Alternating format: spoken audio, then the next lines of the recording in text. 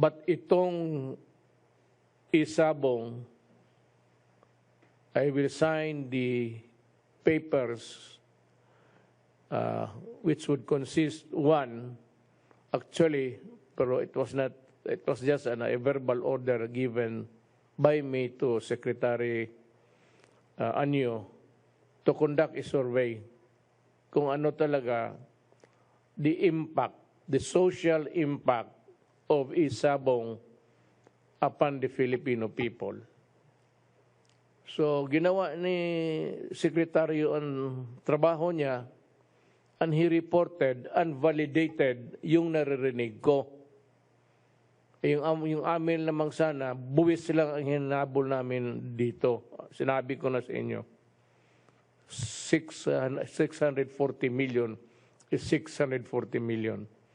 But may naririnig na ako, loud and very clear to me, that it was working against our values. And yung impact sa pamilya, pati sa tao. Ang labas, hindi na natutulog yung sa Bungiro, 24 hours. That was the first objection that I've heard from somebody. I think it was coming from a congressman. Na sobra ito sabi ko, well, para may pera ako, paano ko maabot yung billion kung hindi ko ganunin. Tapos sabi niya, problema 24 oras. Yun nga, pinag-aralan ni Secretary Anyo, and he conducted a survey through his office.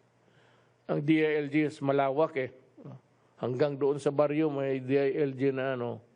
So cellphone lang naman yan. It's not might be a sophisticated survey, but still it is a survey.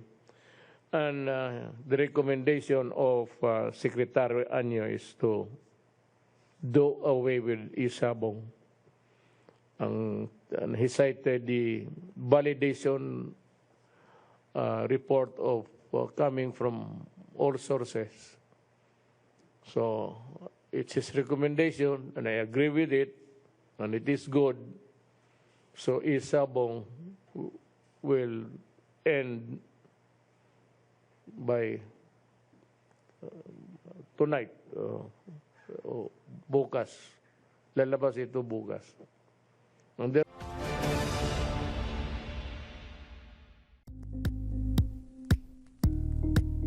thank you for watching Politico TV. Please like and subscribe to our channel for more videos.